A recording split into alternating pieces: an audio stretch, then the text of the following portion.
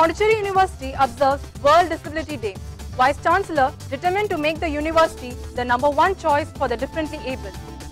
Department of Food Science and Technology organizes International Conference on Traditional Food. Food systems of tribal communities neglected, says FAO representative Galvin Linville. UGC NET and JRF model test series conducted in the university. Hundreds of students turned up to assess their performance before the D-Day. UGC Academic Staff College of the University organizes national level refresher course for the Faculty of Life Sciences. Bridging the quality gap in teaching is the need of the hour, says Professor Fatima Vasant. University pays homage to Baba Saheb Ambedkar on his death anniversary. Vice Chancellor J.A.K. Tareen proclaims of his role to be next to Father of the Nation, Mahatma Gandhi. Hi viewers, welcome to Campbuzz. Now, news in detail. Unlike the earlier days when those differently able had to depend on another for every act, technology today can enable them to work equally, if not better, than normal people, said Gulam Dasigar, a 100% visually challenged professor of Pondicherry University. The World Disability Day at Pondicherry University was marked by differently able students showcasing their skills in day-to-day academic activities like accessing the university library portal with the help of special screen reading software, accessing their email account, etc. Just like is a software, it is similar to occasional software but Vijayata, a visually challenged student, delivered a PowerPoint presentation that she had prepared by herself on different gadgets that could aid a visually impaired person in reading.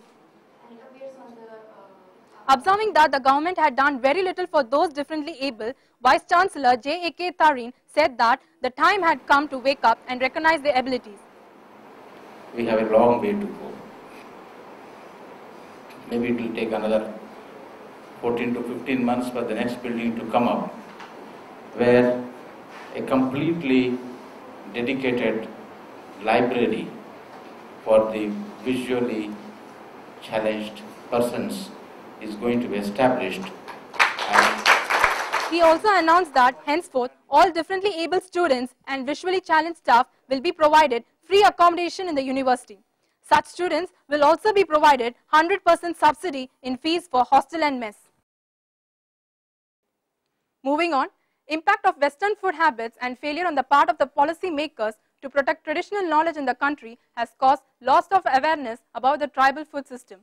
Pointing this out at the International Conference on Traditional Food organized by the Department of Food Science and Technology, FAO representative to India, Galvin Linville, said that the tribal food system in India are typically overlooked and undervalued. This is simply to ensure that there is accurate information on the nutritional benefits of the many and varied traditional foods. He emphasized that these food systems have great benefits for the nutritional well-being of the tribal people themselves, and documenting such food systems could be one of the ways to protect these traditional systems. Lieutenant Governor Iqbal Singh said that traditional food systems have inherent safety mechanisms which have to put into practice by adopting the latest innovations. Pondicherry Chief Minister V. Vaidilingam said that the Union Territory would be glad to welcome investors in the food processing industry. The state government will give a full cooperation and full support, and we want to develop the food processing state because the conference was followed by a colorful cultural evening where Kathak dancers Pooja and Pratana stole the show and won the huge applause from the audience by their impressive performance.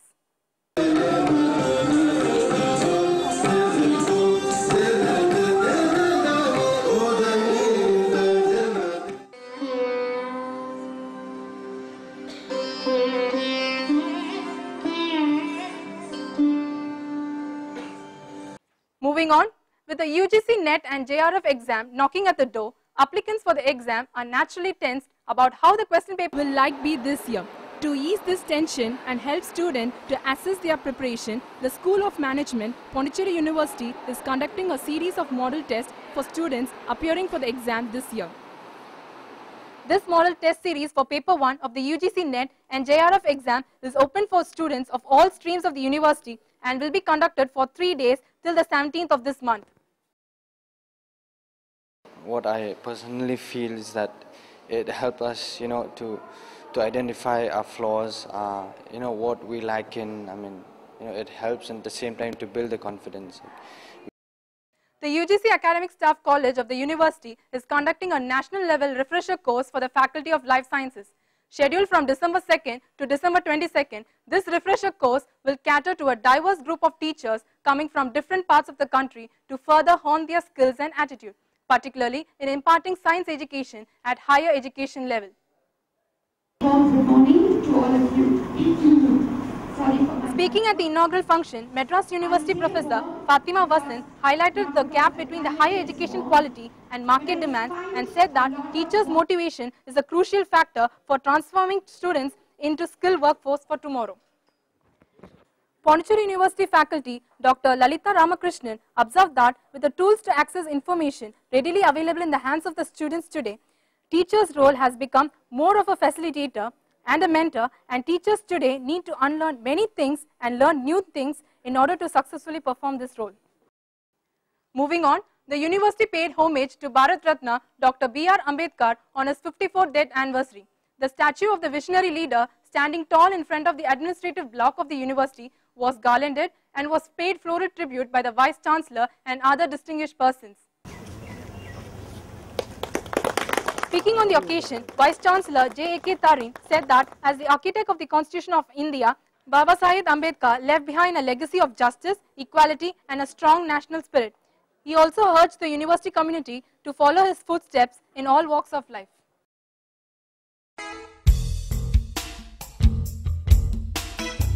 And in special bite this week, we have Professor S. Balakrishnan, who talks to us about the changes in the grading system being implemented by the university recently.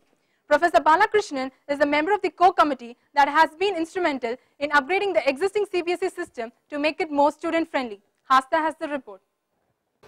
Hello everyone, today we have Mr. Balakrishnan, HOD of Earth Science Department with us, and he'll be telling us about this new change in the grading system. Today we have little questions we would like to clear about there's a certain change in the formulation of this grading system. So I want to know how basically this change is implemented. I mean, what all things have been included and what have been got rid of.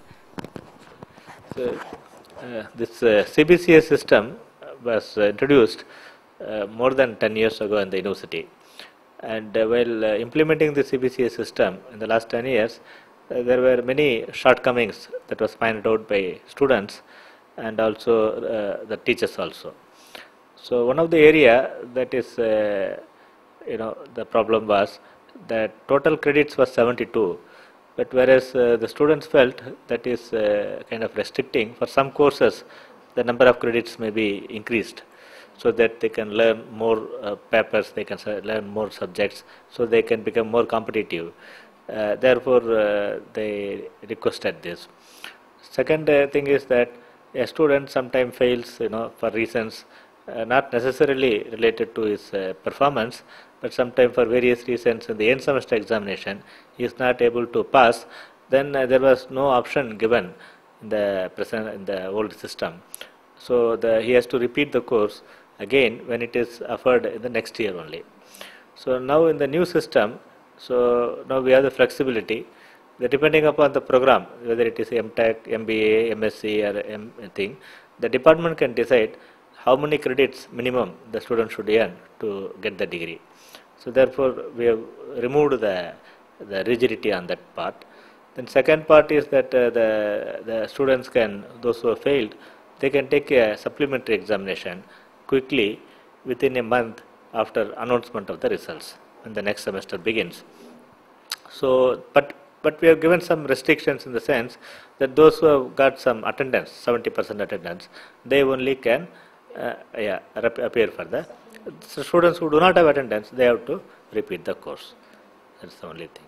So, in many other ways also, like the grading, another important improvement is in the grading.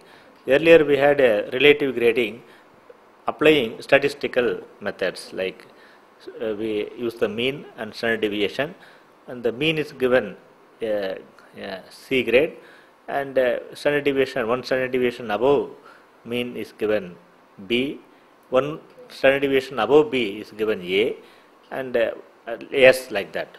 Similarly, in the bottom side also, that one standard deviation below the mean is given D and E, like that. But now in this pattern, the drawback is that always, whatever be the performance, always you will have some students getting lower grades because of the standard deviation and applying this. Suppose, for example, the marks in a class may range from 60 to 90, okay, with a mean being around, let us say, 70 or 75. 60 to 90, 75 is the mean. Then this fellow who gets 60 or 65 also, he may be placed in the D grade, which is not, which the students felt it is unfortunate, because although they have performed very well, but still they got 60%, but still they are getting a D grade, which is a second class, he will not be placed in first class. So whereas for that paper, whereas now what we did is that we have taken the pass mark and the highest mark secured in a class, these two as the limits, and the difference between that is divided into 6 equal grades, and the grading is given. So this way, if overall performance in the class is top class, then the lower grades will be missed. If overall performance of the class is poor, then sometimes it may happen, but even then they will get good grades. So it's grading will be relative, and overall performance will be rewarded overall. Regarding the supplementary exams which you told, so if the student has suppose failed or like due to some reason, then he won't have to like lose his year or something. He can appear in the next semester itself, and he can continue with the studies simultaneously for the next semester, right? Yeah, exactly. Provided he is having attendance and he has got some minimum internal marks, then he has failed because maybe that day he had a fever or something, or he was upset that day, so he failed. Then he did not lose 1 year. So immediately he can write, he can pass, so he will become eligible for, let's say, applying for various jobs or also for campus interviews. So in a way, it's a big boon for the students. So you were part of the committee which took this decision of the grading system. So how did you derive the conclusion that you need a change? I mean, did you conduct a survey or something? You asked faculties or you asked students or something?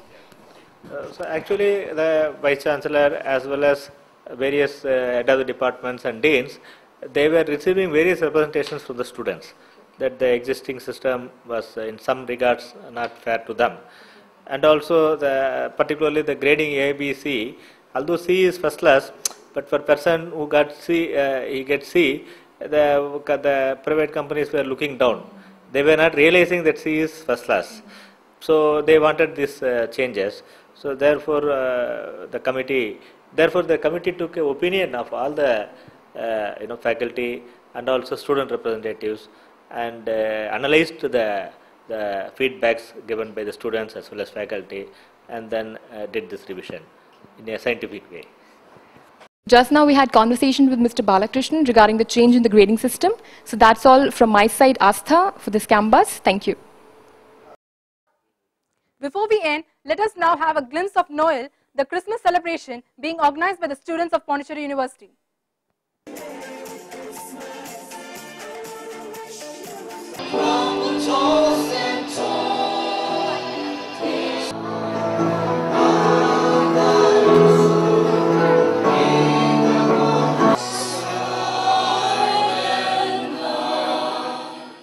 That is all we have in Campus this fortnight. Do join us next time. Till then, bye and take care.